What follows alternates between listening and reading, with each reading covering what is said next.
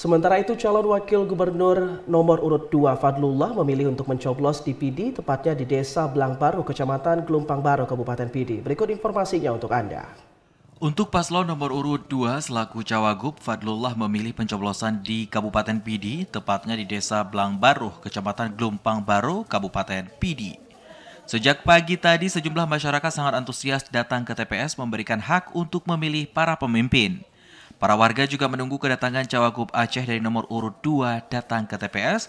Cawagup beserta istrinya juga memilih bersama di TPS 1 Kampung Blangbaru, bahkan yang adanya paslon gubernur, wakil gubernur, bupati, dan wakil bupati menjadi perhatian masyarakat.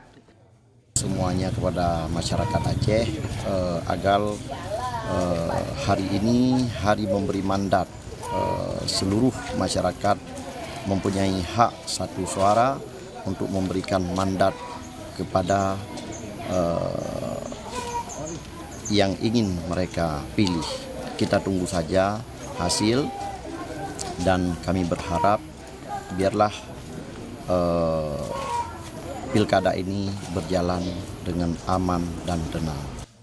Lebih lanjut menjelaskan, dia sepenuhnya berharap kepada masyarakat untuk dapat memberikan hak pilih sesuai dengan hati nurani.